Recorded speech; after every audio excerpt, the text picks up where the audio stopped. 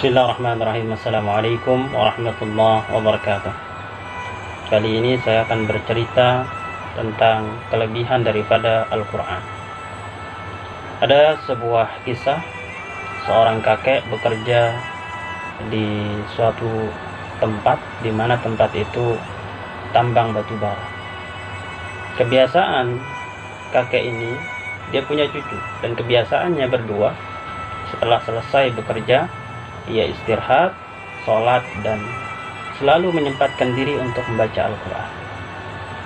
Kemudian suatu ketika cucunya ini bertanya kepada kakeknya, "Kakek, kenapa kita selalu membaca Al-Quran setiap selesai bekerja? Padahal kita tidak tahu apa artinya, tidak tahu maksudnya." Maka sang kakek berpikir dan ingin mengajarkan cucunya ini. Ia pun diam sejenak, kemudian melihat keranjang batu bara yang kotor dipenuhi dengan debu.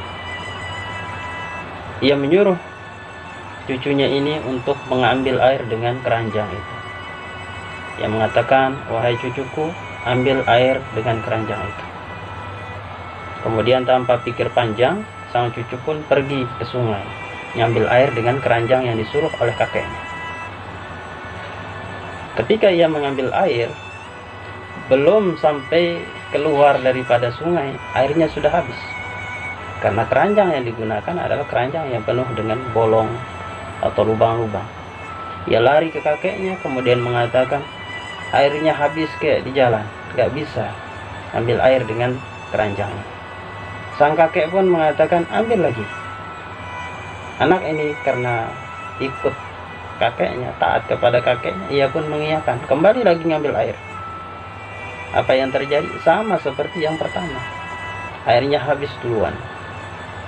Kemudian yang ketiga disuruh lagi oleh kakeknya. Sampai ketiga ia sudah lelah dan ingin komplain kepada kakeknya.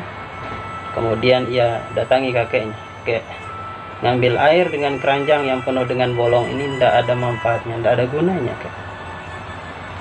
Maka sang kakek tersenyum dan mengatakan, "Wahai cucuku, coba lihat lagi keranjang itu. Apakah yang engkau lakukan itu sia-sia?" Kemudian anak ini melihat keranjang itu, dan ia lihat tampak lebih bersih. Bahkan debu-debu yang ada yang melekat di situ sudah hilang semua.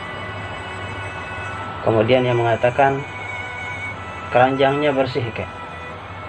Kemudian kakeknya mengatakan, "Begitupun Al-Quran. Sekalipun kita tidak paham, ngerti maksudnya, namun kita tetap membacanya, maka ia akan bersihkan hati kita, membersihkan dosa-dosa kita, karena perbuatan yang kita lakukan adalah kebaikan. Bahkan satu huruf membaca Al-Quran dapat kebaikan, 10 kebaikan. Alif Lam Mim itu sudah 30. Bagaimana dengan ayat yang begitu banyaknya yang kita baca? Masya Allah. Ini salah satu daripada hikmah daripada kita membaca Al-Quran. Sekalipun tidak paham, tidak ngerti, maka tetaplah istiqomah membaca Al-Quran, karena ia akan berdampak kepada kita. Apalagi nanti di akhirat, ia akan datang memberi syafaat kepada orang yang senantiasa selalu membacanya. Mudah-mudahan bermanfaat untuk kita semua. Terima kasih. Assalamualaikum warahmatullahi wabarakatuh.